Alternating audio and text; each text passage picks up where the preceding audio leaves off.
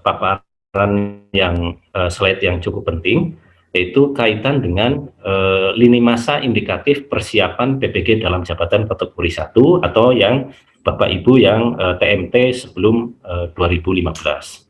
Dari awal, di bulan April dan Mei, kami melaksanakan seleksi akademik PPG Daljab.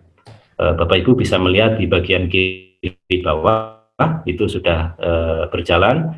Dari persiapan, pelaksanaan, monef, pengolahan, dan pengumumannya sudah berlangsung. Kemudian kami juga melaksanakan plotting calon mahasiswa PPG Daljab kategori 1, baik itu sinkronisasi data, penentuan prioritas, plotting, dan sampai dengan penetapan. Itu sudah kita laksanakan.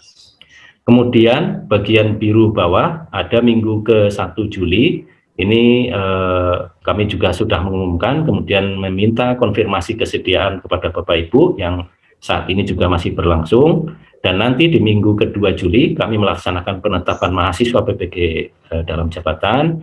Kemudian minggu ke-2 Juli juga Bapak Ibu lapor diri dan melaksanakan IPKS, nanti mungkin bisa dijelaskan lebih lanjut oleh narasumber lain. Dan juga terkait orientasi dan pelaksanaannya Bapak Ibu untuk PPG Daljab kategori 1 ini, itu di bulan Juli sampai dengan September tahun 2022. Jadi Bapak Ibu siap-siap, ini di akhir bulan atau mulai pertengahan nanti sudah mulai pelaksanaan, nanti koordinasi dengan LPTK Bapak Ibu semua. Nah, ini yang informasi yang sangat penting, dan insya Allah kita mempersiapkan dengan baik. Ya, Bapak Ibu semua yang kami hormati, tahapan pendidikan profesi guru dalam jabatan ini tidak terlalu berbeda. Kalau kita lihat Bapak Ibu, kita melihat ada penetapan kuota nasional di tahapan pertama, kemudian ada sosialisasi, update data, lalu seleksi administrasi, kemudian seleksi akademik, dan kemudian lapor diri penerimaan calon mahasiswanya, dan terakhir adalah pada pelaksanaan PPG-nya. Nah, pada pelaksanaan PPG tersebut ada beban belajar, kemudian moda pembelajaran, dan juga penilaian. Bapak Ibu semua, untuk pelaksananya adalah LPTK, dan atau LPTK bermitra dengan perguruan tinggi lain, juga ada mitra nanti dengan dunia usaha, dunia industri, praktisi yang relevan dengan bidang studi, dan juga instansi lain.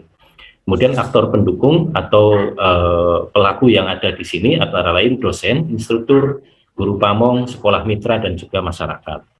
Nah, Bapak Ibu semua yang kami hormati, pemenuhan beban belajar untuk melalui rekognisi pembelajaran lampau, RPL, dan pembelajaran bagi guru TMT sampai dengan 31 Desember 2015 itu mendapat RPL 24 SK. Pembelajaran ini meliputi dari pembelajaran teknik, pembelajaran inovatif. Bapak Ibu, itu adalah beberapa hal yang kaitan dengan beban belajar. Lalu kaitan dengan penilaian Bapak Ibu, uji kompetensi atau uji komprehensif itu dilaksanakan sebelum praktek pembelajaran inovatif, kemudian juga ada penilaian praktek pembelajaran, dan terakhir ada uji kompetensi atau UKM PPG. Dan ini Bapak Ibu sedang kita siapkan dengan baik, sehingga nanti diharapkan Bapak Ibu betul-betul bisa mengikuti dengan sempurna ya proses-proses yang ada, sehingga diharapkan kita punya kepentingan yang sama supaya Bapak Ibu bisa masuk dalam pendidikan profesi guru dengan baik, menjadi guru profesional pemula yang baik, dan juga memenuhi kualitas dan juga ekspektasi yang diharapkan kita bersama. Yang sebelum dan yang setelah tahun 2015. Kemudian yang B, pengakuan atas RPL 24 SKS kalau saat ini.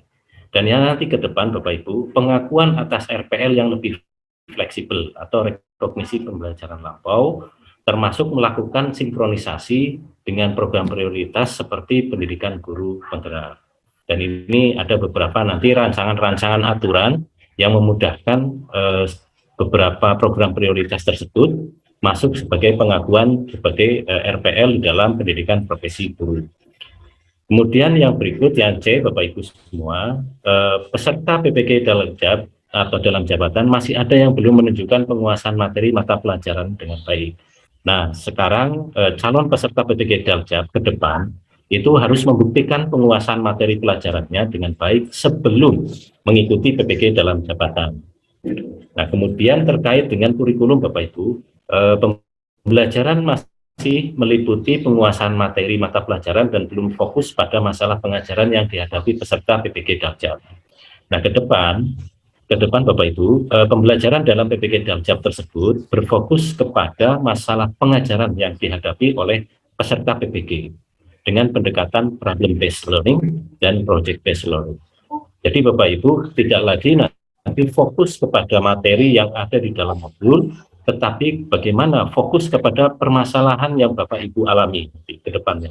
Jadi fokusnya ke sana, kepada situasi sehari-hari yang dialami oleh Bapak Ibu. Nah, kemudian terkait dengan pembiayaan ini masih sama Bapak Ibu ya, bahwa pembiayaan dan LPTK penyelenggara ini adalah pemerintah pusat, pemerintah daerah atau yayasan.